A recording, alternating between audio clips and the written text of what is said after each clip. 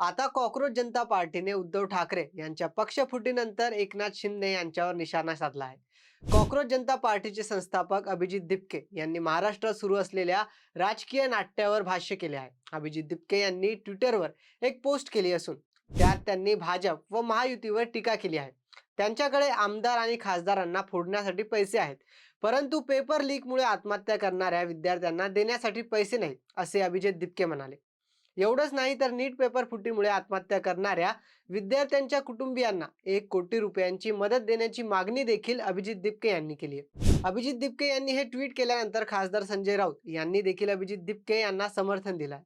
सध्या राज्यात मोठा राजकीय भूकंप आला आहे. शिवसेना ठाकरे गटाचे 9 पैकी 6 खासदार हे शिंदेच्या शिवसेनेत गेले असल्याची माहिती मिळत आहे.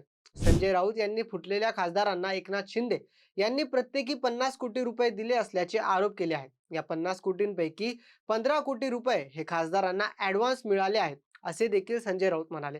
या खासदारांवर पैशांसाठी स्वतःला विकलं असल्याचा आरोप करण्यात येत आहे.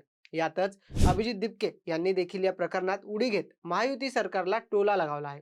मिळालेल्या माहितीनुसार फुटलेले 6 खासदार उद्या 19 जूनला शिंदेच्या शिवसेनेत प्रवेश करणार आहेत. तरी या संपूर्ण प्रकरणावर आपलं मत काय, हे आम्हाला कमेंटमध्ये नक्की सांगा. आणि व्हिडिओ आवडला असेल तर लाईक, शेअर आणि सबस्क्राईब जरूर करा.